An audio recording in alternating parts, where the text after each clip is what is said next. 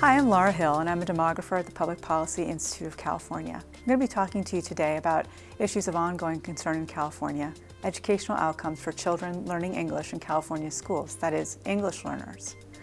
There are many reasons to care about this population, and one of the most compelling is closing the achievement gap for these students with other students, that is, the gap in academic outcomes for English learners as compared to other students in California schools. English learners make up nearly 1/4 of the school population. That's about 1.4 million students. Without closing the achievement gap for these students, it will be difficult for California to generate enough college graduates for the jobs of the future. Today I'll speak briefly about who California's English learners are, how they're doing, and highlight a few policy considerations for the future. First, who are California's English learners? They are students in California in grades K through 12 whose mastery of English is insufficient for them to be taught academic subjects without additional support. About 85% of California's English learners are Spanish speakers. There are about 60 languages spoken altogether by California English learners, and among the other languages that are more than 1% of the English learner population, they are Vietnamese, Filipino, Cantonese, Hmong, and Korean. Most California English learners were born in the United States. Most English learners are poor. They're spread throughout urban, rural, and suburban districts in the state. Just 2 school districts account for 17% of California's English learner students. Those are students in Los Angeles Unified School District and San Diego Unified School District. It's important to keep in mind when we're trying to understand this population and design the policies that serve them that this is not a static group.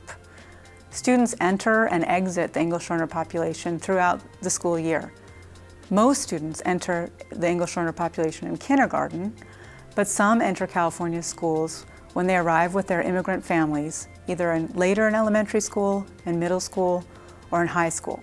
And also in any given year, there are English learner students who exit the English learner population when they become redesignated as fully English proficient.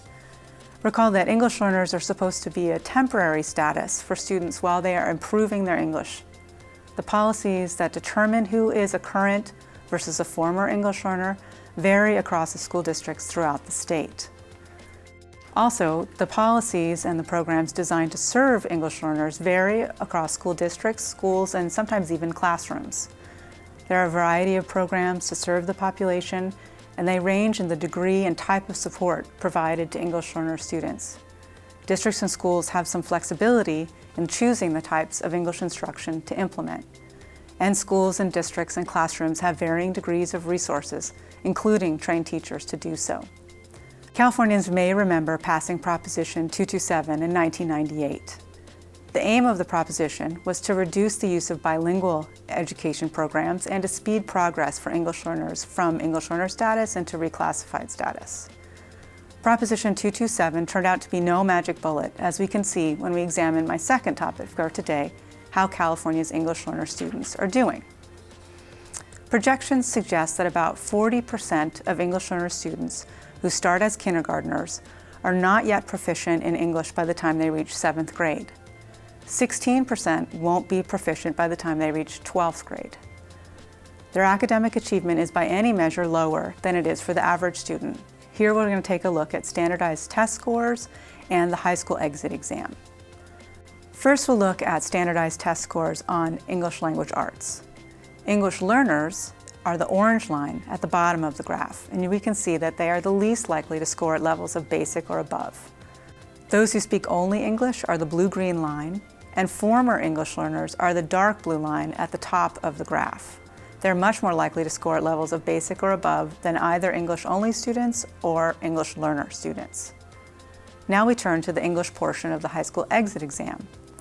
English learner students are the least likely to pass, with about 44% of them doing so in the 10th grade. Those who speak only English pass at rates of 87%, and former English learners pass at rates of 94%. Note from these charts that former English learners outperform both English learners and English-only students on each of these measures. We need to learn more about this gap. The performance gap between English learners and other students rightly gives educators and policymakers cause for concern. The strong performance of former English learners in relation to the other students encourages policymakers to think about ways to speed the transition from English learner status to reclassified English learner. This brings me to my third topic. There are two major policy considerations on the table to try to close the achievement gap for English learner students. The first is to improve academic outcomes by changing our definition of English learner students. Because former English learners fare so well on academic outcomes, policymakers worry that we're leaving behind some English learners by not reclassifying them sooner. But there's some indication that former English learners may lose some of their advantage over time. We should not lower reclassification standards unless we're certain that English learners are ready to move into academic instructions without support. We should also consider support for former English learner students. Second, policymakers are also considering improving outcomes for English learners by increasing the resources available to them.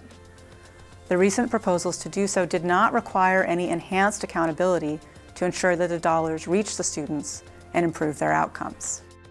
In sum, English learners are a large population, they're diverse, and they're ever-changing.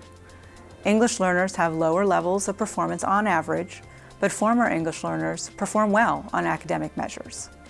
We need to know more about what reclassification policies ensure the best outcomes for the most students. And we need to make sure any additional funds we might have for English learners actually reach them and improve their outcomes. Thanks for listening.